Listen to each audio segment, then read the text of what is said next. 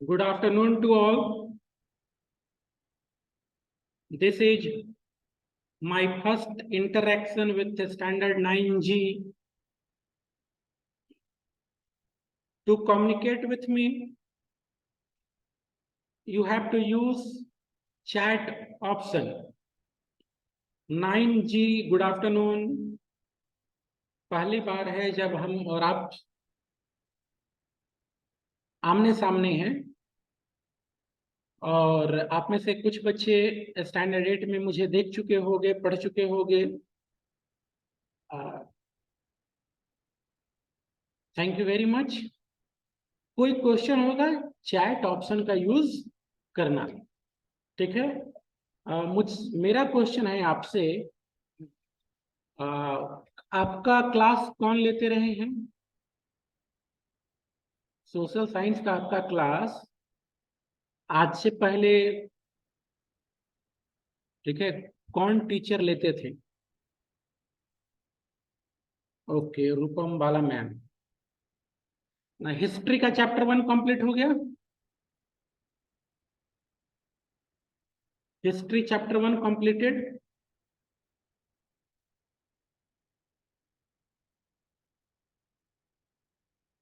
Okay, ठीक है। Thank you very much for your response. Ayushi, Akanksha, Vishal, Aditi.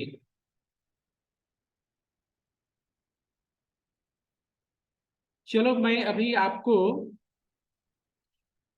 अच्छा ये बताओ, हिस्ट्री में चैप्टर नंबर 2 स्टार्ट हो चुका है? My next question, history chapter number 2 started? Answer through chat, yes और नो। ओके, नो सर, कोई बात नहीं। हिस्ट्री का चैप्टर 2 हम लोग देखेंगे, ओके। लेकिन उससे पहले मैं आप लोगों को एक वीडियो दिखाता हूं, ठीक है।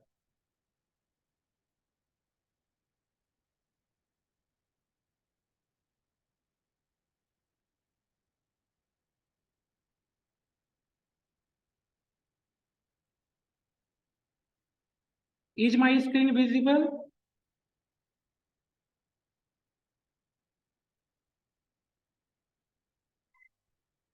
Thank you.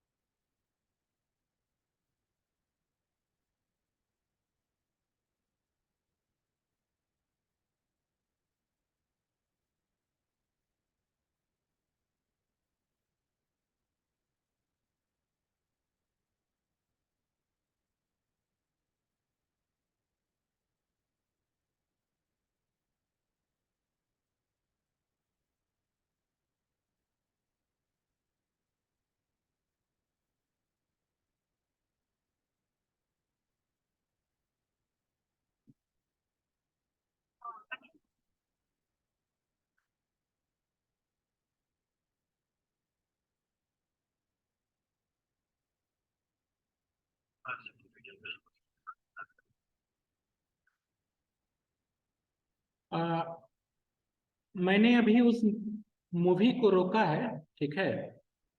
From here I stopped the scene which I am playing. ये जो सीन आपके स्क्रीन पर है, यह जो स्क्रीन पर आपका सीन है, ऐसा ही सीन लगभग आपको आपके हिस्ट्री बुक में है, इन चैप्टर नंबर 1। ठीक है। अगर आप हिस्ट्री का चैप्टर 1 देखिए तो एक ऐसा इस तरह का सीन मिलेगा, थोड़ा सा वो डिफरेंट एंगल से है। ठीक है, ये डिफरेंट एंगल से है। और यह मैं आपको दिखाने का प्रयास कर रहा हूं। ये एक क्लिपिंग है, वीडियो क्लिपिंग। और इसमें मैं आपको दिखाना चाह रहा हूं गुलेटाइन। ठीक है, यह वीडियो मैं आपको दिखा रहा हूं और इसमें मैं दिखा क्या रहा हूं, गुलेटाइन प्रोसेस। ठीक है, कैसे गुलेटाइन किया जाता था फ्रेंच जो रूल था। ठीक है, उसमें फ्रांस में लोगों को कैसे गुलेटाइन किया जाता था, इसकी चर्चा गुलेटाइन की चैप्टर नंबर 1 में है। चैप्टर 1 ऑलरेडी आप पढ़ चुके हो। ठीक है। और यहाँ जिसको गुलेटाइन किया जा रहा है वह फ्रांस का राजा था उस समय। नाम बता सकते हो?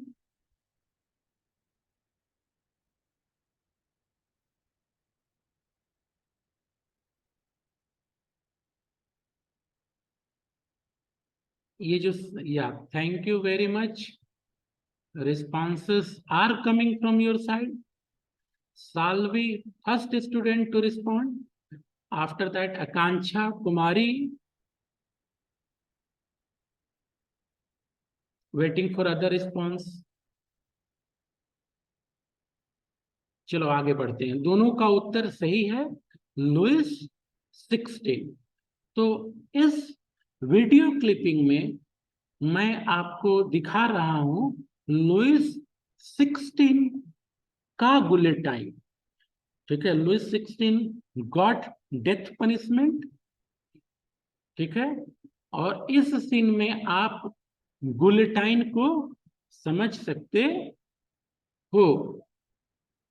तो ये देखो, ये स्टेज है। Okay, this is a stage for guillotine. और ये वो पोल है। ठीक है, दिस इज द पोल। और इस पोल से लगा हुआ है भारी भरकम ब्लेड। ठीक है, काफी ठीक है, भारी ब्लेड है। और ये ब्लेड नीचे गिरता है और जो यहाँ जिसको लिटाया जाता है गुलेटाइन करने के लिए, उसकी सिर बॉडी के डिफरेंट पार्ट से अलग हो जाता है, गला से। ठीक है, यहाँ से अलग। ये तरीका था डेथ पनिशमेंट देने का, जिसको आविष्कार किया था डॉक्टर गुलेटाइन ने। और उसी के नाम पर जो यह तरीका रहा डेथ पनिशमेंट देने का, ठीक है, गुलेटाइन कहलाया। आगे देखो, मूवी प्ले करता हूँ, देखना उसे कैसे गुलेटाइन किया जाता है। एक स्टेज पर उसको, ठीक है, एक पट्टे पर उसके बॉडी उसको लिटाया जाता है, उस पट्टे को मूव कराया जाता है और फिर ऊपर से ब्लेड गिरता है।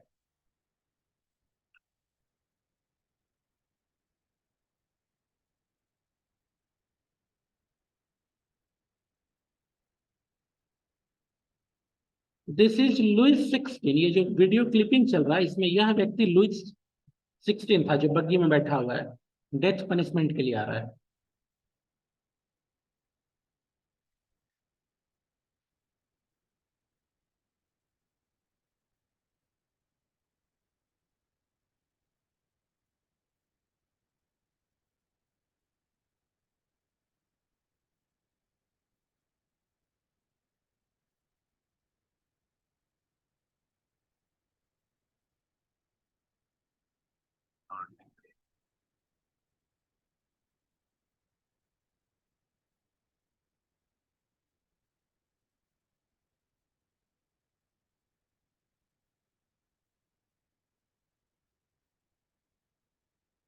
ये जो क्लिपिंग है इसमें फ्रेंच भाषा का उपयोग है।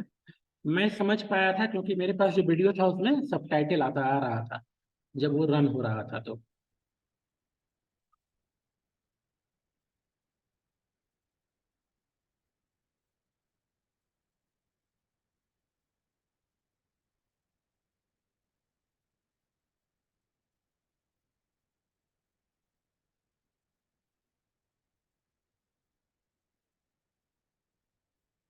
तो इसे आप देख सकते हो अपने स्क्रीन पर, ठीक है। ये पोल है,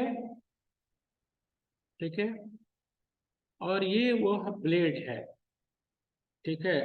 अब मान लो इतना भारी भरकम ब्लेड है और ये गिरेगा एक हाइट से, जिस पर भी गिरेगा, ठीक है, किसी भी लिविंग बीइंग पे गिरेगा तो उसको दो टुकड़ा करना ही है। और हम मनुष्य या जानवर वो तो बहुत मामूली चीज है।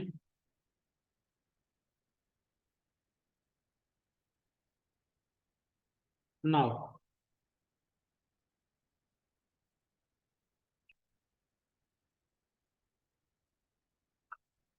Je meurs, innocent de tous les crimes dont on m'accuse. Je pardonne à ceux qui sont coupables de ma mort. Et je ठीक है, मैंने आपको बोला था कि इस जो सीन है जो पीछे आप देखो, ठीक है, इसको आप इजिली रिकॉग्नाइज कर सकते हो कि ऐसा जो है एक फोटोग्राफ इस तरह का थोड़ा डिफरेंट एंगल से आपके हिस्ट्री बुक में है, चैप्टर 1 में, ठीक है।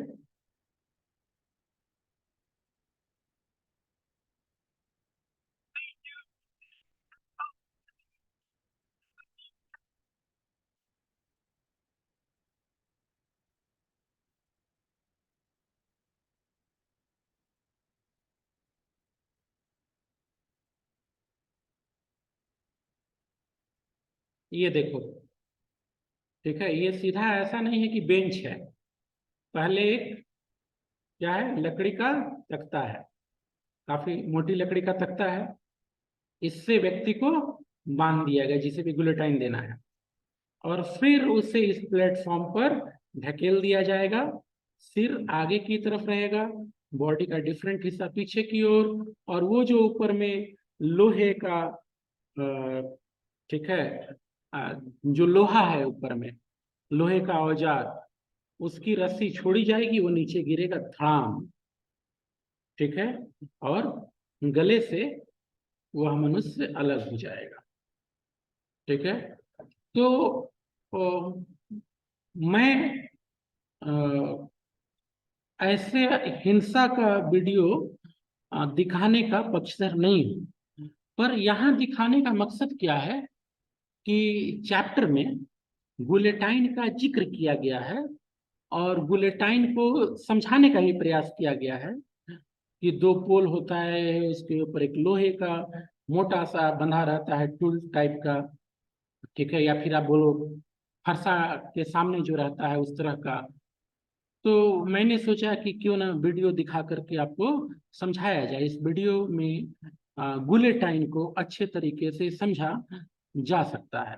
तो वीडियो दिखाने के पीछे बस एकमात्र मकसद है कि चैप्टर के उस पॉइंट को आपको एक्सप्लेन करना थ्रू द वीडियो क्लिपिंग।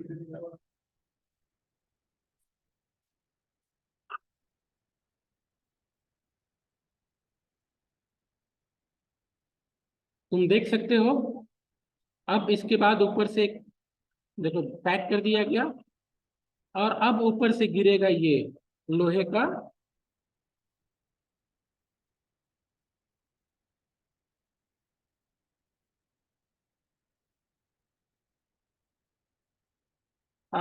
जब ऐसी हिंसा होती है, ये एक तरह का हिंसा है मेरे समझ से है।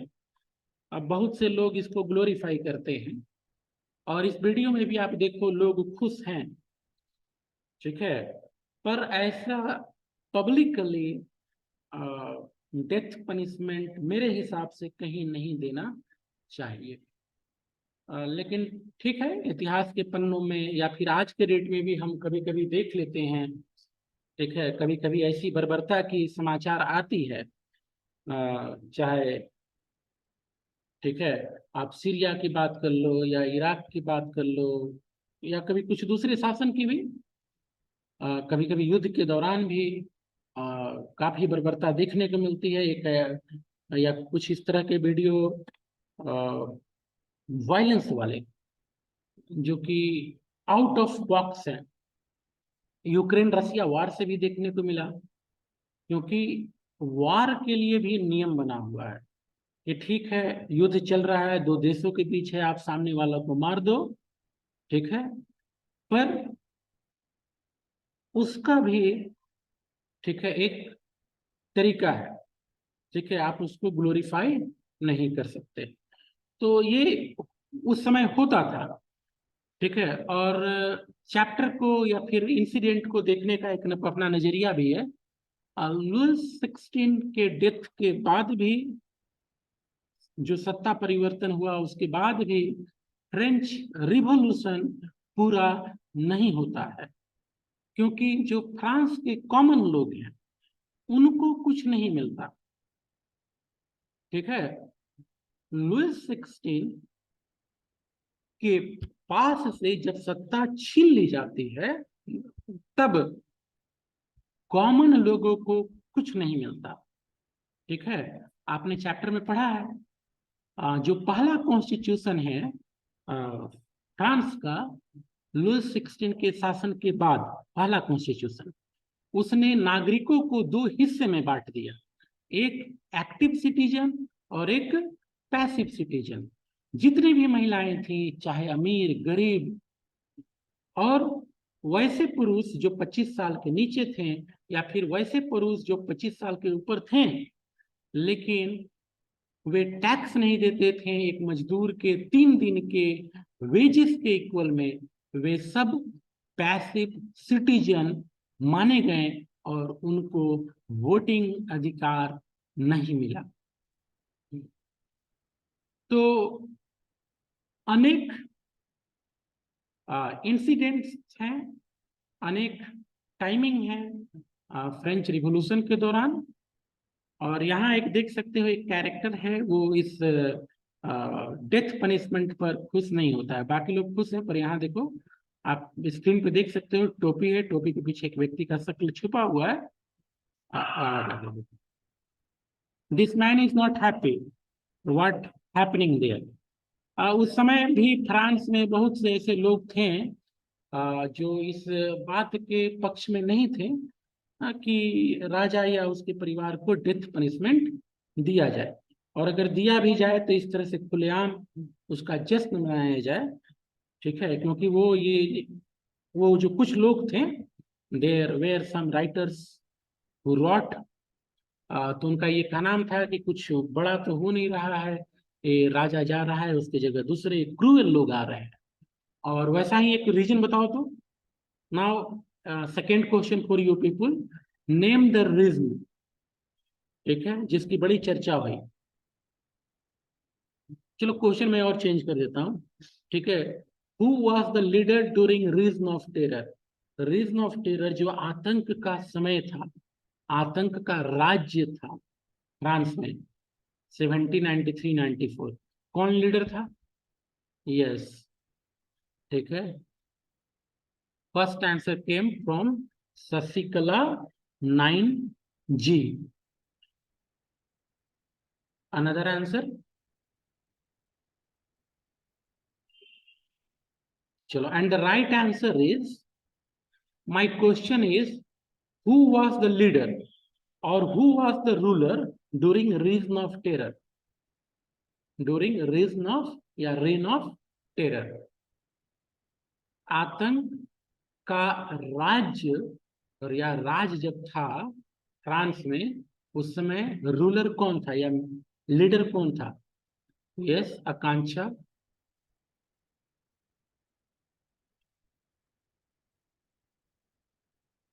चलो अब आगे बढ़ूंगा, ठीक है।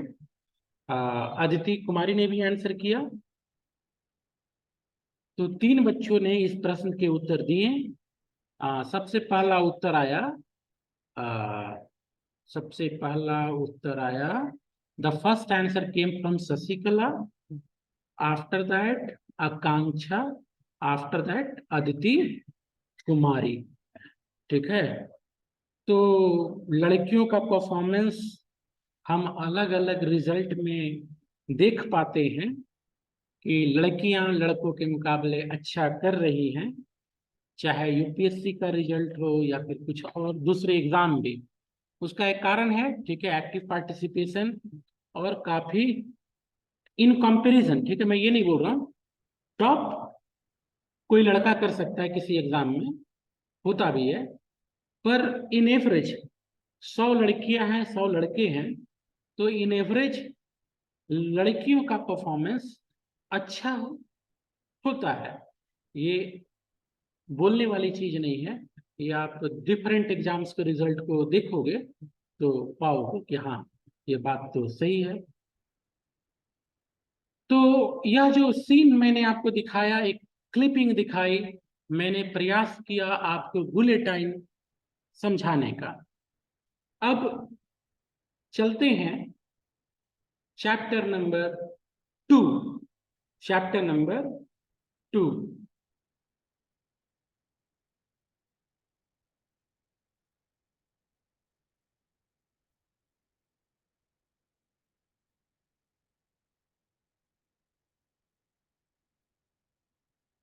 So I started sharing chapter number 2 NCERT book.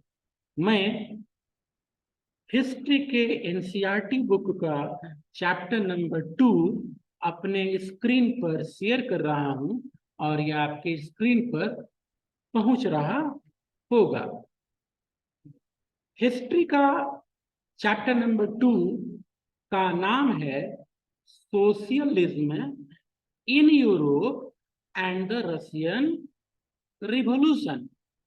Chapter number 2 नाम है socialism in Europe and the Russian revolution. इसका हिंदी हुआ यूरोप। यूरोप क्या है? कंटिनेंट, ठीक है। यूरोप में समाजवाद, ठीक है। चैप्टर का नाम हो गया हिंदी में यूरोप में समाजवाद और रशियन रिवॉल्यूशन। रशियन रिवॉल्यूशन, तो ध्यान रखिएगा टर्म क्या है? सोशलिज्म। इसमें दो शब्द हैं, एक है सोशल और एक है इज्म, ठीक है। इज्म का मतलब होता है थ्योरी, व्यू पॉइंट, आइडिया, आप जो समझ लो, ठीक है। इज्म का मतलब होता है कोई विचार, कोई सोच या कोई सिद्धांत, ठीक है। जैसे गांधीज्म, गांधीज्म क्या है? गांधी की सोच है और वे सिद्धांत के रूप में हम लोगों के सामने है, ठीक है। अहिंसा नहीं करना है, सॉरी मिस्टेक हो गया, उल्टा हो गया, ठीक है। वायलेंस नहीं करना है, हिंसा नहीं करना है, असत्य के राह पर नहीं, सत्य के राह पर। दिस इज गांधीयन थ्योरी, गांधीज्म, ठीक है। तो यहाँ है सोशल और इज्म। सोशल समाज, ठीक है, इज्म वाद, थ्योरी सोच। तो एक ऐसी सोच जिसमें समाज है, जिसमें कोई व्यक्ति नहीं है, इंडिविजुअल नहीं है, पूरा का पूरा समाज है सोच में, ठीक है। तो सोशलिज्म की विचार कहाँ? यूरोप में। और रशियन रिवॉल्यूशन, रशिया में रिवॉल्यूशन, क्रांति, ठीक है। ध्यान देने वाली बात है कि रशिया में जो चेंजेस थे, इकोनॉमिक चेंजेस, इंडस्ट्रियल चेंजेस, वे जो वेस्टर्न यूरोप है, वेस्टर्न यूरोप, ठीक है, इंग्लैंड, फ्रांस, जर्मनी, ठीक है। तो यूरोप के इन हिस्से के मुकाबले रशिया में इंडस्ट्रियल रिवॉल्यूशन बाद में आया और इंडस्ट्रियल रिवॉल्यूशन बाद में आने के चलते यहाँ जो इकोनॉमी में चेंजेस आया वह भी बाद में आया, ठीक है। और इस इंडस्ट्रियल और इकोनॉमिक चेंजेस ने इंपॉर्टेंट रोल प्ले किया है, चाहे वह फ्रांस की क्रांति हो या उससे पहले इंग्लैंड में डेमोक्रेसी का आना हो, ठीक है, या फिर बाद में और कहीं और, ठीक है, एक इंपॉर्टेंट रोल प्ले कर रहा है इंडस्ट्रियल रेवोल्यूशन। और इस चैप्टर में आपको बताया जाएगा कि कैसे इंडस्ट्रियल रेवोल्यूशन ने रसिया के समाज को बदला, and that played an important role in revolution in Russia. Russian revolution, French revolution और इसके बाद नाजिज्म या किसी नेता के उदय कोई और देश, उसमें कुछ कॉमन बातें हमेशा रहती हैं। जब भी सत्ता परिवर्तन होता है उस समय आप देखोगे तो मैक्सिमम केसेस में इकोनॉमिक क्राइसिस मिलेगा। फ्रेंच रिवॉल्यूशन इकोनॉमिक क्राइसिस के चलते हुआ, रशियन रिवॉल्यूशन में भी इकोनॉमिक क्राइसिस है, हिटलर के राइज में भी इकोनॉमिक क्राइसिस है, ठीक है, करप्शन है, फ्रेंच रिवॉल्यूशन में भी करप्शन था, पुअर एडमिनिस्ट्रेशन है, फ्रेंच रिवॉल्यूशन में भी था, वीक एडमिनिस्ट्रेशन है, फ्रेंच रिवॉल्यूशन में भी था।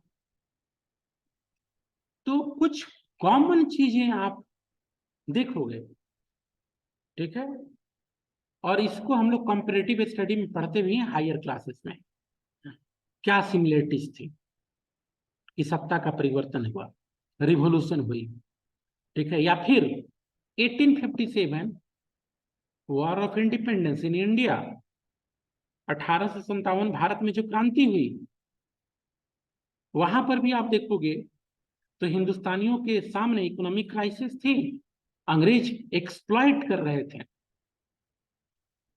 ठीक है, अंग्रेजों का करप्शन था, ठीक है, उनका पुअर एडमिनिस्ट्रेशन था।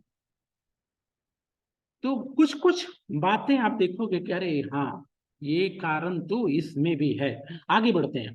पहला जो पॉइंट है वह है the age of social changes, the age of social changes. तो चैप्टर का नाम दे दिया, ठीक है, और चैप्टर के नाम के बाद पहला पॉइंट आ रहा है the age of social changes. क्या बताया जा रहा है? In the previous chapter, in the previous chapter, पहले वाला चैप्टर में, ठीक है, you read about powerful idea of freedom and equality that circulated in Europe after the French Revolution। इससे पहले वाला चैप्टर में हम लोगों ने देखा कि फ्रीडम का आइडिया, इक्वलिटी का आइडिया, लिबर्टी का आइडिया, यह फ्रांस के लोगों को रिवॉल्यूशन करवा रहा है different different point of time पर, ठीक है। अभी जैसे हम लोग पूछते हैं फ्रेंच रिवॉल्यूशन डेट, तो हम लोग आंसर करते हैं 14 जुलाई 1789, पर एक्चुअली केवल वो घटना ही फ्रेंच रिवॉल्यूशन नहीं है, ठीक है। हिस्टोरियन का क्या नाम है, मैक्सिमम हिस्टोरियन का, कि 5 मई, ठीक है, 1789, इस दिन क्या हुआ था, बैठक हुई थी। किसकी बैठक हुई थी? स्टेट जनरल्स की, टैक्स को बढ़ाने के लिए। तो मैक्सिमम हिस्टोरियन का क्या नाम है कि वहां से लेकर के 1799 नेपोलियन का सत्ता पर काबिज होने तक फ्रांस में रिवॉल्यूशन चलता रहा, ऐसा मैक्सिमम हिस्टोरियन सोचते हैं। और इसी के लिए जो पीडीएफ हम लोगों ने आपको दिया है उसमें दिया फ्रेंच रिवॉल्यूशन टाइमिंग 1789 टू 1799। हालांकि कुछ हिस्टोरियन का ये मानना है, और स्टैंडर्ड 10 में तुम लोग पढ़ोगे भी, कि इसके बाद भी कुछ कुछ घटनाएं हुई जो आज के फ्रांस की नींव रखा, ठीक है। बट बेसिकली 1789 टू 99, ठीक है। Now moving to the next sentence. The French Revolution opened up the possibility of creating a dramatic change in the way which society was structured. जो फ्रेंच रिवॉल्यूशन है उसने एक पॉसिबिलिटी को open किया, क्योंकि Europe के अधिकतर हिस्से में क्या था, मोनार्की। ठीक है, Spain, Italy, Austria Hungary, Germany तो था नहीं, प्रसिया था। ठीक है, या समझने के लिए बता देता हूँ, जर्मनी के हिस्से। तो सब में क्या था, राजतंत्र, रसिया, मोनार्की था वहां पर। तो फ्रेंच रिवॉल्यूशन ने यह बताया कि मोनार्की का विरोध किया जा सकता है और परिवर्तन लाया जा सकता है समाज में। As you have read before, the 18th century society was broadly divided into a state and order, and it was aristocracy and the church which controlled economy and social power. हम लोगों ने फ्रेंच रिवॉल्यूशन में देखा, और यह reality थी।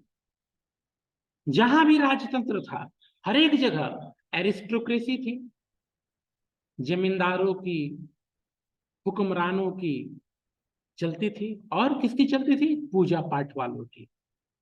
ये France का जिक्र यहां पर है, तो फ्रांस है तो क्रिश्चियन कंट्री हो गया, तो चर्च का जिक्र है। आप दूसरे जगह उठा के देख लो, कहीं कोई अगर बादशाह है तो कोई बड़ा इस्लामिक स्कॉलर उसको सलाह देने के लिए उन लोगों की खूब चल रही है। कोई हिंदू राजा है तो वहाँ, ठीक है, बड़े बड़े जो स्कॉलर ब्राह्मण्स हैं वे अच्छे पोस्ट पर है।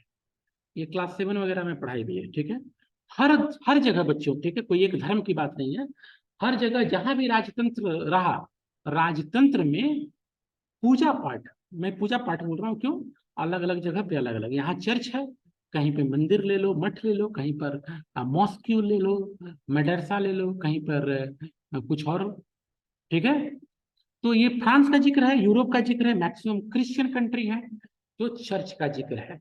तो इन लोगों का फ्रेंच फ्रेंच रिवॉल्यूशन में हम लोग देखा ना, सबसे, ठीक है, नोबेलिटी वहां है, क्लेयर्जी है, दोनों में अच्छा साठ गांठ है, दोनों एक दूसरे को बचाते हैं, और थर्ड स्टेट है कॉमन पीपुल। तो ऐसा लगभग यूरोप में हर देशों में था, रसिया में भी। Suddenly after the revolution it seemed possible to change this. जो फ्रांस की क्रांति हुई, रिवॉल्यूशन हुई, ठीक है, तो लोगों को लगा रहे बदला जा सकता है। जब फ्रांस में राजा को हटा दिया सब, तो हम लोग क्यों नहीं हटा सकते हैं। ठीक है, तो suddenly after the revolution, revolution के तुरंत बाद, ठीक है, लोगों को लगने लगा चेंज हो सकता है। In many part of the world including Europe and Asia, new ideas about individual rights and who control social power began to be discussed। और यूरोप में तो डिस्कशन होने ही लगा फ्रेंच रिवॉल्यूशन का, उसके आउटकम्स का। दूसरे और जगह पे भी डिस्कशन हुआ, एशिया में भी डिस्कशन होने लगा, और हम एशिया में थे, इंडिया, आज भी इंडिया इज एशियन कंट्री। तो इंडिया में देखो, राजा राम मोहन राय, इसको अंडरलाइन कर लेना, please underline this. In India, Raja Ram Mohan Roy and Derozio talked of the significance of French Revolution, and many other debated the idea of post-revolutionary Europe। Hindustan में ये दो नाम प्रमुखता से लिए गए, राजा राम मोहन राय और डेरेजियो। और चैप्टर 1 का कंक्लूजन में टीपू सुल्तान का भी नाम था। टीपू सुल्तान भी बहुत प्रभावित थे फ्रांस से, और फ्रेंच रिवॉल्यूशन का उन पर असर भी पड़ा। अच्छा, ये बताओ, एक क्वेश्चन पूछता हूं तुम लोगों से। ठीक है, मैं देखता हूं कि मेरी बात और आपकी बात सोच एक है कि नहीं। फ्रेंच रिवॉल्यूशन का, ठीक है, टीपू सुल्तान को फायदा मिला कि नुकसान? ठीक है, ही गॉट प्रॉफिट और loss from French Revolution. Tipu Sultan, आपने क्लास 8 में पढ़ा, ठीक है, एक रिस्पॉन्स आया, आप रिस्पॉन्स दो फ्री होकर के। फ्रेंच रिवॉल्यूशन का टीपू सुल्तान को फायदा मिला, प्रॉफिट हुआ कि लॉस हुआ? ठीक है, केवल एक रिस्पॉन्स आया, एक और रिस्पॉन्स आया। ठीक है, दोनों रिस्पॉन्स, ठीक है, एक ही साइड में है। एक और रिस्पॉन्स आया और यह रिस्पॉन्स दो रिस्पॉन्स के विरोध में है। ठीक है, पहला रिस्पॉन्स था शशिकला का, दूसरा आकांक्षा का। दोनों का मानना है, कुछ मानना है, एक जैसा मानना है। अदिति का मानना दूसरे जैसा है। ठीक है, अपोजिट है। Anyone else? चलो, और कोई नहीं तो एक और नहीं, इतना ही है। मेरा मानना है, मैंने आंसर नहीं बताया किसने क्या भेजा, ठीक है ना बच्चों? ठीक है, तो इन तीन बच्चों ने रिस्पॉन्ड किया। मेरा ये मानना है, और अगर आप क्लास 8 के किताब को देखो लाइनों को, तो फ्रेंच रिवॉल्यूशन का टीपू सुल्तान को नुकसान हुआ। फ्रेंच रिवॉल्यूशन से टीपू सुल्तान को नुकसान हुआ, ठीक ना? फ्रांस से उसको फायदा हो रहा था। जो फ्रांस था, ठीक है, they were helping Tipu Sultan against Britishers, क्योंकि उस समय में ब्रिटिश और फ्रेंच के बीच में कट्टर दुश्मनी, ठीक है, कट्टर दुश्मनी। तो फ्रांस वाले हैदर अली जो टीपू सुल्तान के पिता थे, और टीपू सुल्तान, दोनों को, ठीक है, हथियार दे रहे थे, वो स्किल दे रहे थे युद्ध करने का अंग्रेजों के विरुद्ध। लेकिन फ्रेंच रिवॉल्यूशन से उनको नुकसान ऐसे हुआ कि फ्रांस में रिवॉल्यूशन होने लगा और फ्रांस का युद्ध शुरू हो गया खुद यूरोप में। ऑस्ट्रिया हंगरी के विरुद्ध उन्हें वॉर डिक्लेयर करना पड़ा, because they were trying to help the Louis 16। इसका रिजल्ट हुआ कि हथियारों की मदद टीपू सुल्तान को मिलनी कम हो गई, बहुत कम, आप कह सकते हो खत्म हो गई।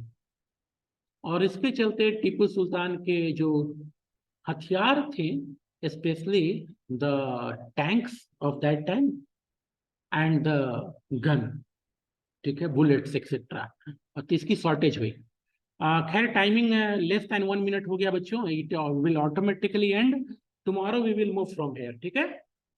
Thank you very much to all students who are with me, and especially thanks to them who are responding. Have a nice day. God bless you all. Good day.